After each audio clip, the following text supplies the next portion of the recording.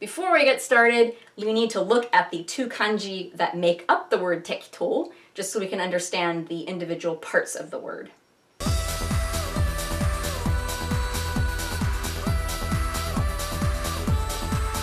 If you look up a dictionary definition of tekitou, you'll tend to see that it means like approximate. That's usually the definition that's given, but it really isn't used in that way.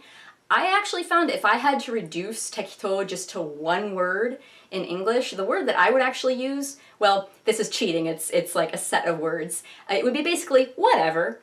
It would be whatever, wherever, whenever, however, it would be that kind of thing, and always with that shrug, like meh, meh. It's kind of like that. So I'm going to give a few examples of some sentences that I have actually translated, actual Japanese sentences with tekitou and how I've translated them. So let's see. La la la la la. Here's an example that's like a little bit more out there. So this is actually a scenario. I have to like read you the dialogue that comes before it just so that you can kind of get some context here. So, 上司の人気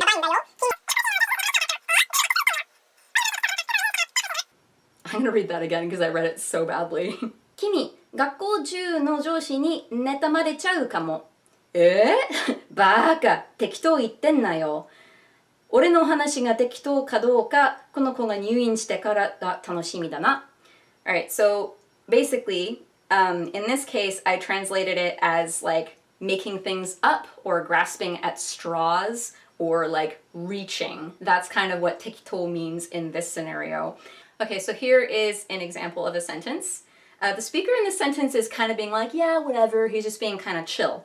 So, お茶でも入れるから適当に座れよ.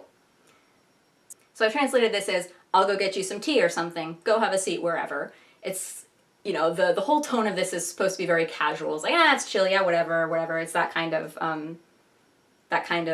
feeling. Here's another one. じゃあ、適当に教科書を開いて, which is, open your textbook or whatever.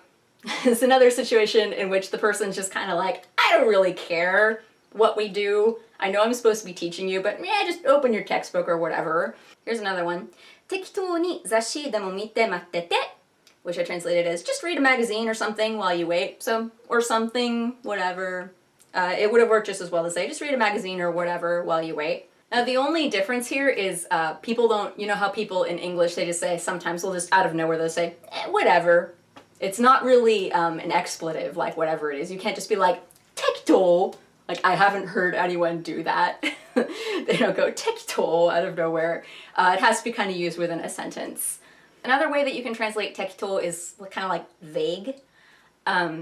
So if I'm criticizing what somebody else said, I'm like, それは適当すぎる. That means like, it's too tekitou, which usually means that's too vague. It's like, you know, you're winging that too much. That's too vague, basically, is what it means in that context. So that is my tekitou video. I'm sure that like tomorrow I'll probably find another example of tekitou that's like a really good example. And, you know, as I continue to translate, I continue to find more interesting and better, frankly, ways of translating things in Japanese. So, you know, maybe 5 years from now, I'll make an addendum to this video that... So if you watching this, you know, if you clicked on this because you already know what tekitou means and you wanted to see what I thought it meant, go ahead and add anything if you feel like, hey, there's this other way of expressing tekitou that you forgot to mention. Go ahead and let me know in the comments. Or if you have any questions about any other like words or expressions or sayings like that you have heard of but you don't really know how to translate them well into English, also let me know. And I will try to make another video about them. I have a few more videos lined up of things I want to talk about, like ski versus ai. So, yay! I'm so articulate.